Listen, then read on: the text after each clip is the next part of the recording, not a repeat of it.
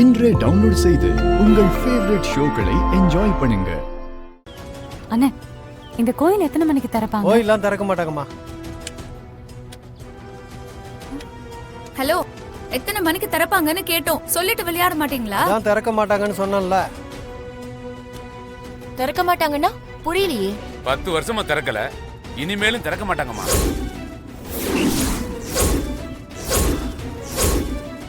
சாமி கும்பிடுறதுக்காக சுசீந்திரத்துல இருந்து வந்திருக்கோங்க. எந்த உலகத்துல இருந்து வந்தாலும் இந்த கோவில் திறக்க மாட்டாங்கம்மா. கேட்டுக்கு முன்னாடியே நின்று சாமி கும்பிட்டு அப்படியே கிளம்பி போயிடுங்க. அண்ணா, என்னண்ணா இப்படி பேசுறீங்க? ஏன் திறக்க மாட்டாங்க? தம்பி, விளக்கமெல்லாம் கேட்காத. திறக்க மாட்டாங்கன்னா திறக்க மாட்டாங்க, திறக்க மாட்டாங்க. என்னாச்சு?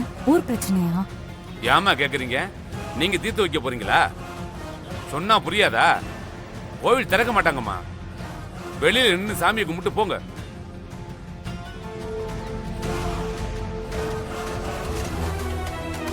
ஏய் ரம்யா, அந்த கல்லை எடு.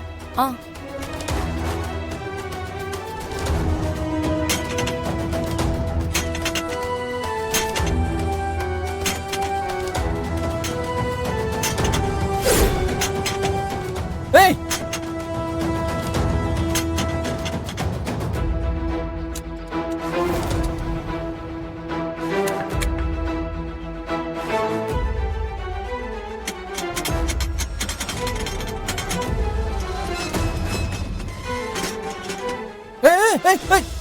என்ன பண்றீங்க? எதுக்கு இப்ப ஓபன் பண்ணீங்க?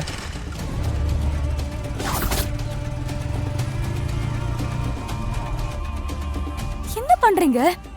இது நம்ம ஊர் இல்ல, வெளிய ஊரு. அவங்க எல்லாம் பேசுனதை பார்த்தா ஏதோ பிரச்சனையா இருக்கும் போல இருக்கு. சிவா, இவ்ளோ தூரம் வந்துட்டு கதவு ஓட்டையில நின்னு சாமி கும்பிடணுமா? சிவா, திறந்தாச்சு, உள்ள போய் சாமி கும்பிடலாமா? துளசி, உள்ளூர்காரங்க யாராவது பிரச்சனை பண்ணிட போறாங்க. என்ன? சுத்தம் பண்ணுவோம். பிரச்சனை வந்தா பாத்துக்கலாமே.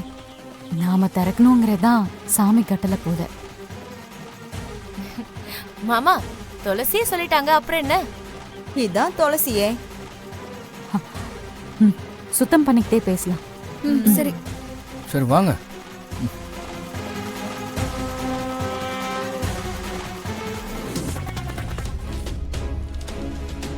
யாரோ கோயில் போட்டு உடச்சு உள்ள போயிருக்காங்க.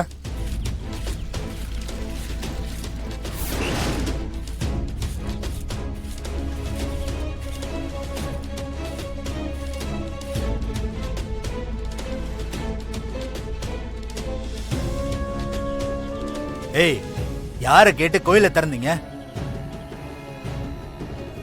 10 வருஷமா பூட்டி கிடந்த கோயில யார் திறந்தது? எங்க ஊரே அவமானப்படுத்திட்டீங்களே. ஏய், என்னடா பாத்துட்டு இருக்கீங்க? இவங்க யாரும் இந்த ஊர் எல்லையை விட்டு தாண்டக்கூடாது. பாருங்க, பூட்டி இருந்த கோயில திறந்ததுக்கு உடைச்ச கைய இங்கே உடைச்சு வீசுங்கடா.